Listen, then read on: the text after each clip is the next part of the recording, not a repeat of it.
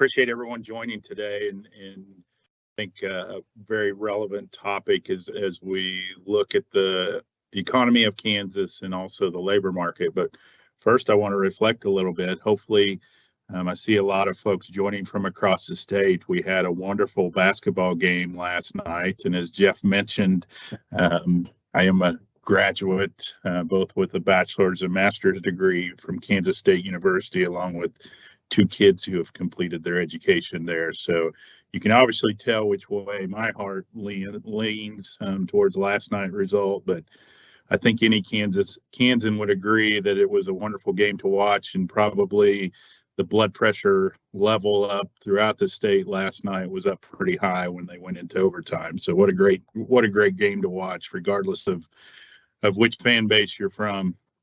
Again, I want to thank everyone for joining today and in a very relevant topic as we think about the Kansas economy, to kind of frame some stuff from my aspect, thinking back a couple years when we were all engaged in the pandemic and trying to figure out how to work, how to engage, how to attract talent. We quickly recovered out of that. Kansas was one of the states that recovered from the pandemic and saw a quick recovery within the economy, and also a quick launch to a very, very tight labor market. To put things in perspective, looking at last week's unemployment numbers, I think in the state of Kansas, we were about 5,500, so 5,500 individuals receiving unemployment benefits. That is a historic low and has been at historic lows for the past several months. We also have more job openings across the state than we have in history.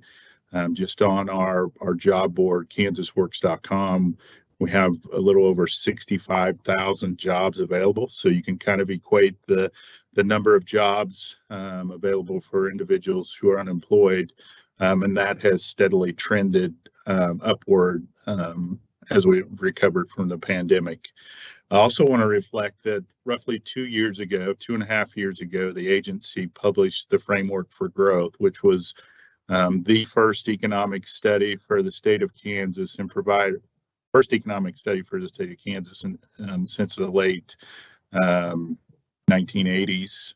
Put it in perspective, it's been roughly 30 years since the last truly economic study on the state. But one of the things that was revealed in that, and I call it the talent pillar, is actually aligning our talent with jobs that we have here in Kansas.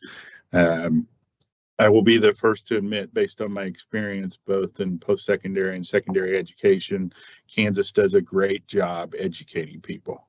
Tremendous school system, whether that's our K through 12 system, our community colleges, our technical colleges, our universities, our private schools.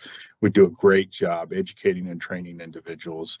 But unfortunately, we do just as equal job exporting that talent that we educate out of state. A very large percentage of our educated individuals move out of state. That may be likely for job opportunities, but in a lot of cases, it's to experience a different way of life, whether that's a big city, mountains, or oceans.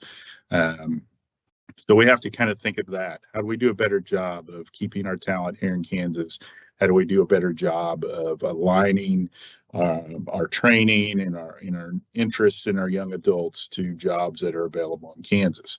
Also associated with the talent pillar and the Framework for Growth, there's a lot of synergy around work-based learning. For many of people, work-based learning means a variety of things. That could be experiences, that could be internships, that could be apprenticeships, but at the core of it, it's exposing people to career opportunities or job opportunities here in Kansas. So I'll come back to that a little bit later. Also, as we think about our great educational system, I also want us to think of a couple things. I call them the long game for talent and talent recruitment and retention, and I also call it the short game for talent recruitment and retention.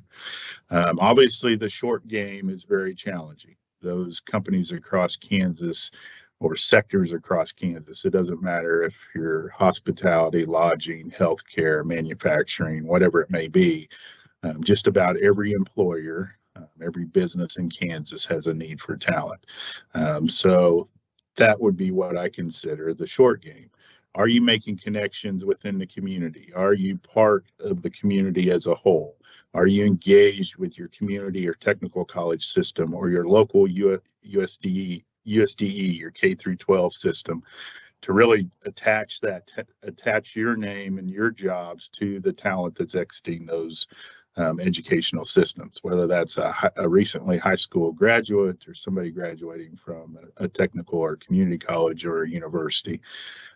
Also, are employers engaged with the public workforce system? In our case in Kansas, it's called Kansas Works. Jeff mentioned we have several locations throughout the state. We also have a way to engage virtually through the website kansasworks.com, not only to post your positions, but also to gain assistance in recruiting individuals and helping to align also with training and education. The other aspect, and I call this the long game. And really, it's part of more of an engagement strategy from an employer standpoint. I mentioned this work-based learning concept. Are you opening your facility for tours? Are you engaging within high school classrooms as guest speakers or offering tours of your facilities to high school, community, or technical college students? Maybe it's as far as providing scholarships at whatever level. Maybe it's being involved in a career and technical education advisory council. Some way, looking at linkages, that some way you can make direct contact with that talent pipeline. And at whatever level of education you want to engage with, whether that's a bachelor's degree in engineering or a technical certification in advanced manufacturing, are you engaging your educational system at those exit points, or even in some cases having the ability to hire individuals prior to them completing a certification? So the concept around work-based learning, I think, is really important, and that's exposure. That could be internships, that could be apprenticeships, and keep in mind, apprenticeship is kind of an earn and learn model. Within an apprenticeship, that individual would actually be an employee of the company, go through a related classroom instruction and on-the-job training through a series of structural competencies, and at the end of it, be it at a higher wage, but also at a higher level of skill. One thing I always like to throw out is it relates to apprenticeships, and we think about retention. On average, across the United States, there's about a 92% retention rate of employees who have gone through an apprenticeship program.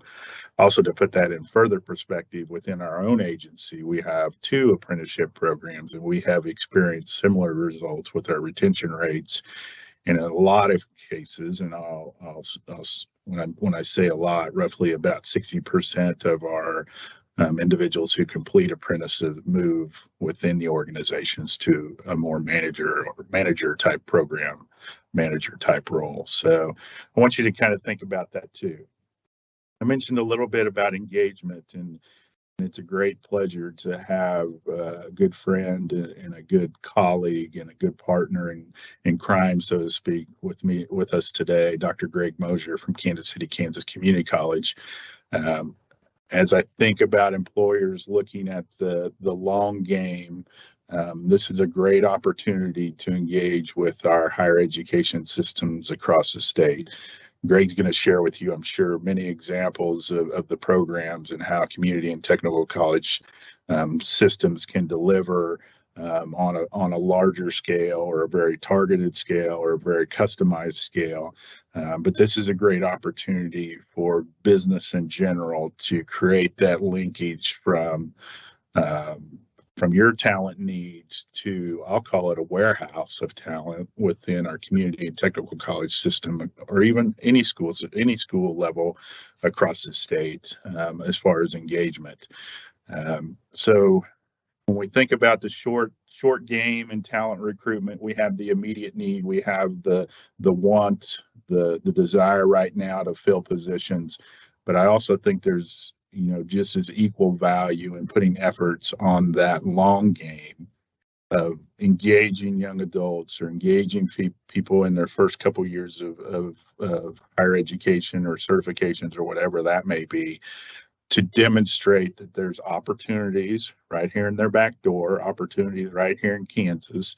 And selfishly, part of the theory is let's keep those folks here in Kansas. Let's align them with great careers, great opportunities, so that they can have the same experiences that you and I have had living and working and playing in Kansas. So again, Jeff, I appreciate the opportunity, and I'll turn it back over to you